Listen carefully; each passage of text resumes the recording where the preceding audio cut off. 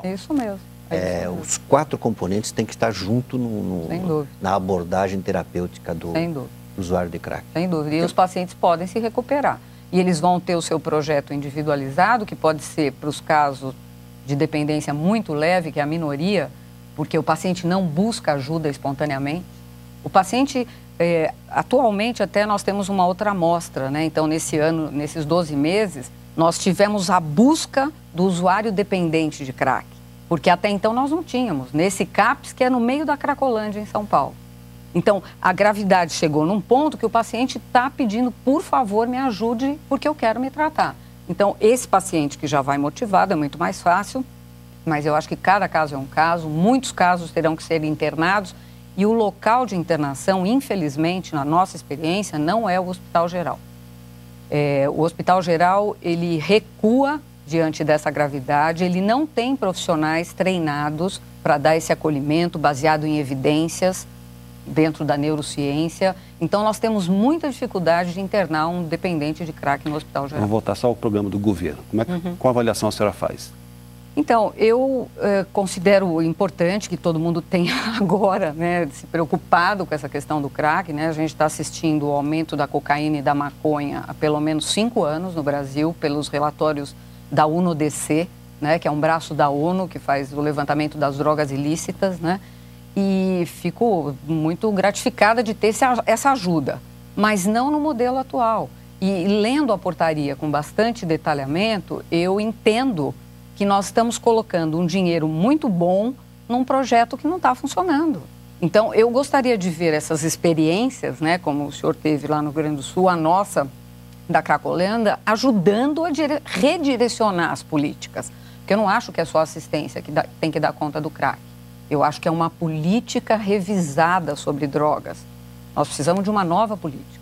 Isso, né, que a doutora colocou sobre a não adequação dos leitos do Hospital Geral, eu vi em Portugal. Portugal me disse, nós temos aqui 1.500 leitos psiquiátricos para tratar usuários de drogas. Eu fiz a conta de imediato, isso significaria no Brasil 30 mil leitos psiquiátricos, para Paulo Delgado, não em Hospital Geral, leitos psiquiátricos. 30 mil leitos seria o equivalente ao que Portugal tem para tratar pacientes usuários de droga. E eu estou convencido, sim, nós não podemos recuar da nossa luta manicomial, mas temos que convencer o ministro Temporão, convencer o governo que nós precisamos desses leitos psiquiátricos para a desintoxicação do crack. E, para seguir o exemplo de Portugal, seriam 30 mil leitos. Quando nós começamos essa nossa luta, inspirado pelo Basaglia, inspirado por você, nós não tínhamos o problema do crack.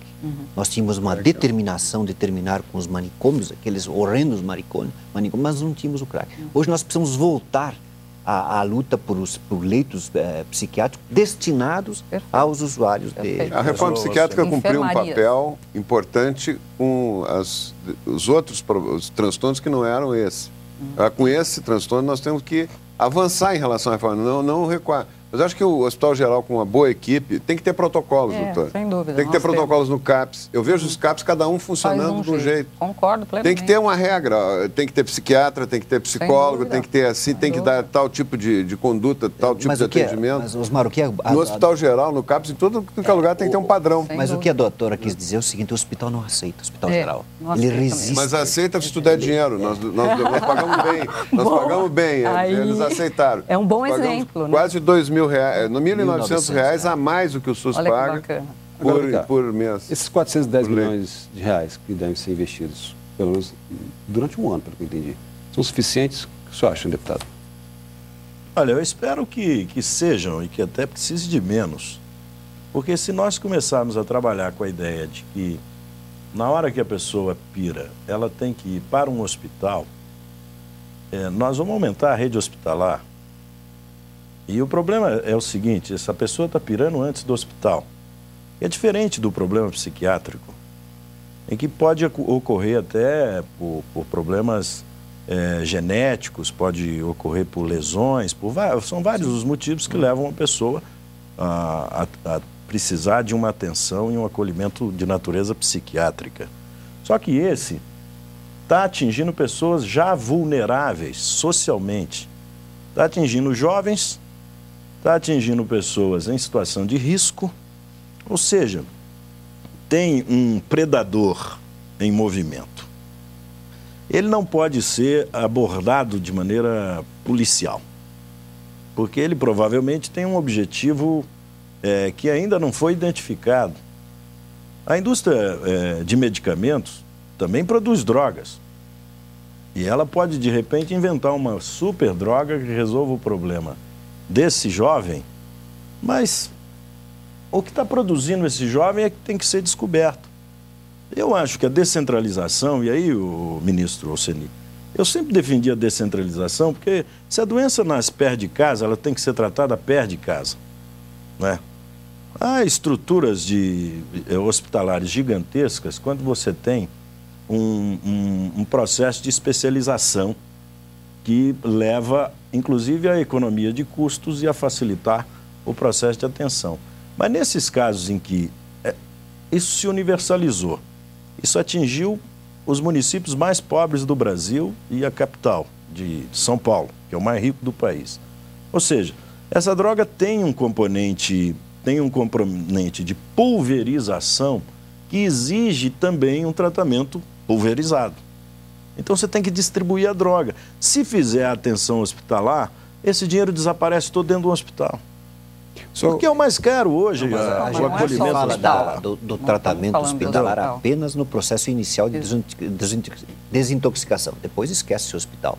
Portugal, Paulo, e a Itália falam com muita ênfase. Eles usam as duas vezes a palavra foco. Foco no território, cada local é diferente do outro. Passar dinheiro do nível central, na Itália são as regiões e em Portugal o Estado Nacional, para o território, para a comunidade e depois foco no cidadão.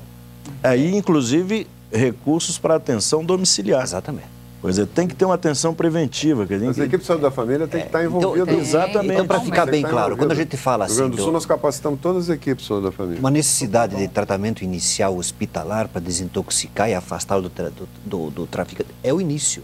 O restante, os 18 meses da Itália, os nossos 12 meses aqui em algumas comunidades terapêuticas, e que a doutora Nora Wolkoff, a bisneta do Trotsky, que dirige o programa nos Estados Unidos, diz, é o resto da vida. A substituição medicamentosa da droga é para o resto da vida.